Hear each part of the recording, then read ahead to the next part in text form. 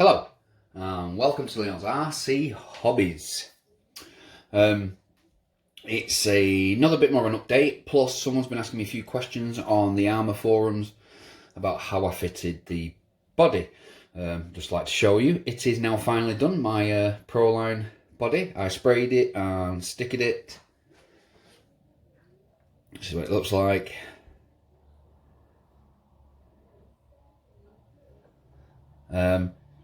Does fit well. The other problem is the shell is about 2mm too short. I think you can just tell on this.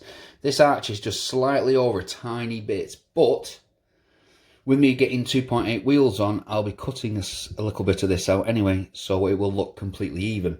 So unless it was going to be a shelf queen, I suppose it would slightly bother me, but because it's not, and it's going to get modified slightly, it will look fine. It does on the front.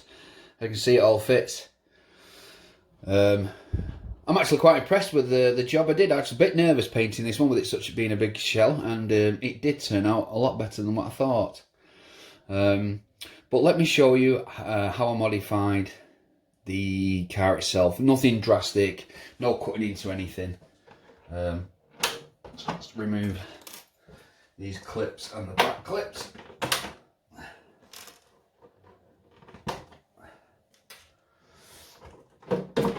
Pop the shell off. Back bit's a little bit, there we go, stiff. So shell is off. See, it was all sprayed and everything. That's all done really nice. Like I say, very happy with that. So all I did was, you see these posts? These are a couple of Tamiya TL01 track rod ends, or steering rods, and what I did is the original one, which is like this, I just unscrewed, popped it off, put these as they fit perfectly in there, and then screwed them in tight, and they are in, they're not coming out. The front one I didn't have to change whatsoever. The only reason I did with this is the back one, you couldn't adjust it down. I suppose I could buy a new one of these, and cut it down slightly so it went down, but I didn't see the point of ruining a perfectly good one. It was just easier to add a couple of these, so I can put the other one back at any time I want. Put some dense foam on the top because the back of the shell rests on there.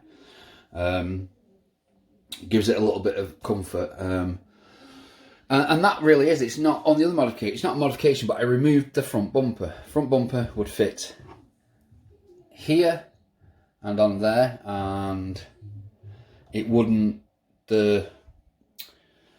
the bumper would have been stuck out, and it would have had to cut all into the shell, and I didn't want to do that because the proline shell, the Dodge Ram shell, I want to use that for you know, dusty roads, big car parks where I can do some drifting and some small jumps.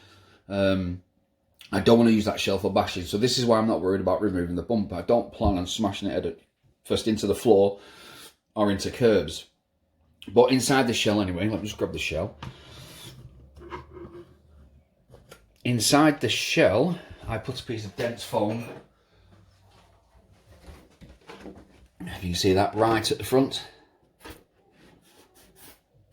And this leans against these two. So if it does have a bit of a front impact, it will bounce onto these. As long as I'm not running into curbs fast and walls, this shouldn't break. But they're only a cheap replacement.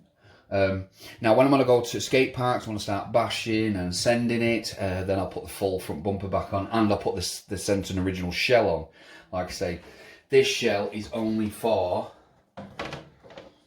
the dusty car parks, and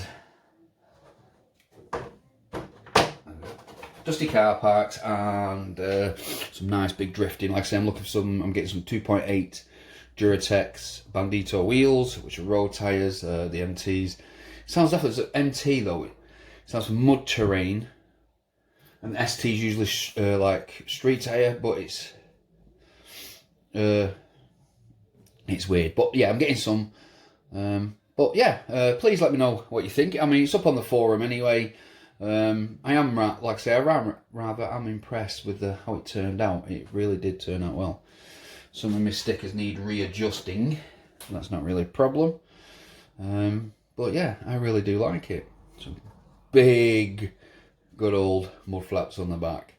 Plus, even with having no front bumper, doesn't make it hard to carry, because I usually carry these from the back anyway. But yeah, that's it really. Oh, hardest bit was really difficult. Was this front bumper looks like there's all cracks in it. They're not cracks. I had to use that aluminium sticky tape to give it that 80s front bumper, and it's probably gonna get scuffed anyway. But like I say, I'm not gonna use it for the major jumps, and where the dense foam is right here, it should be able to take a few knocks, hopefully without breaking anything too drastic. From that side you can see the shell doesn't quite go to the back. Like I say, it's only by a little bit, but once I cut down here, and I got the 2.8 on there, that won't look any different. It'll look completely even. And you can see it's slightly higher up. Actually, let me take it off this. It's slightly higher up at the back than the front. Not by much, only a tiny bit. But tyres go underneath the arches, which I was quite impressed with that. The new ones won't do. But seeing as I won't be doing like massive jumps, I hopefully won't be cutting into the tyres and shredding them to bits. But yeah, so that is now my Senton 1984 Dodge Ram 1500. I'm actually pretty impressed with that now. But yeah. So I hope that answered any questions with people who wanted to know about the what modifications. Like I say, it was no serious modifications, no cutting into the chassis or anything like that, just removing the pegs from the back and removing the front bumper, and that was it. You could always replace them, put them back on the shell. You put the whole thing back to how it was originally in 5 minutes. So, but like I say, I'm liking this, and yeah. But thank you very much for watching. Please subscribe. Bye. Don't forget to like.